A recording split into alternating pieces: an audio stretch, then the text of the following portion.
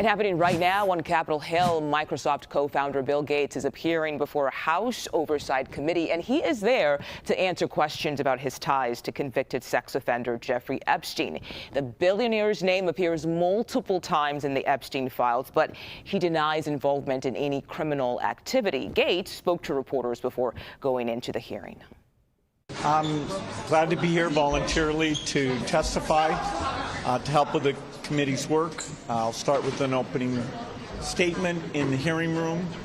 I hope my testimony is helpful to the important work of the committee to find justice for the victims. Now let's go live to CBS News congressional correspondent Nikole Killion, who's outside the committee's closed doors right now. Nikole, thanks for your time. What do you know about the hearing so far? Well, it just got underway a short time ago, and we did receive a copy of Bill Gates' opening statement. In that opening statement, he says, I want to state very clearly, I never witnessed nor had any indication that Epstein was engaged in ongoing criminal conduct. I never went to his island, his ranch, or his Florida home. He goes on to say, I've never victimized anyone, and then adds, while he may have sought to foster a personal relationship, I was never interested in that and never reciprocated. And now Gates goes on in that opening statement to say that he first met Jeffrey Epstein back in 2011, that their relationship spanned about 3 years until 2014, and that they had a series of conversations with respect to some of his philanthropic work around global health. He says that, you know, a lot of that was aimed at potential donor meetings and trying to raise funds, although he never did so with money from Jeffrey Epstein. In fact, in his statement, he says that their conversations eventually reached a dead end. Now, it is worth pointing out that Bill Gates notes after that point, after he severed ties with Epstein, he says that he learned that Epstein became aware of, quote, sensitive information about his personal life, including the fact that he had been unfaithful in his marriage.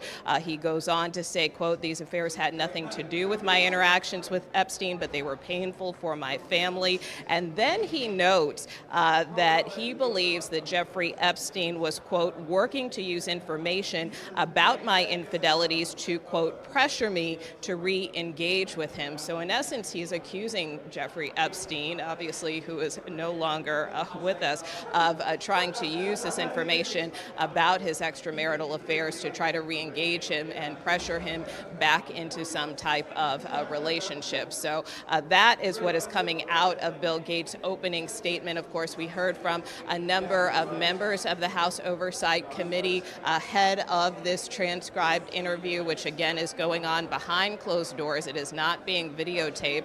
But in essence, Chairman James Comer told me ahead of this that anything is on the table with respect to Bill Gates. They obviously want a better understanding of the nature of his relationship with Jeffrey Epstein, which I just outlined in his opening statement. Democrats, of course, have many questions as well, so we do expect this to continue for several more hours.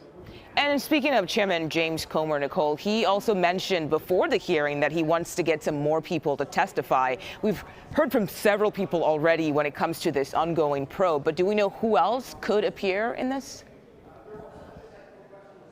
Yeah, that's right. Well, I would note that things have really been ramping up with the House Oversight Committee. I mean, it was just a couple of weeks ago that we heard from former Attorney General Pam Bondi, who really put a lot of the onus on the now acting Attorney General Todd Blanche in terms of saying that he really had control over the situation with respect to the release of the Jeffrey Epstein files. And so just today we heard Chairman James Comer say that he is now working to get Blanche in. Now it's unclear in what capacity, whether that would be to testify publicly, whether it would be for a deposition or a transcribed interview like the one going on behind me, where it would be behind closed doors and not videotaped. We did hear from the ranking member of this committee, Robert Garcia, who said it is critical that Blanche's testimony, if it does occur, happens on tape. Of course, we know that President Trump not too long ago nominated Todd Blanche to be the Attorney General, so we will see how that plays out. But obviously, he is a key witness, a key person that this committee would like to talk to, among others. Okay, Nikole Killion, thank you so much for your time today.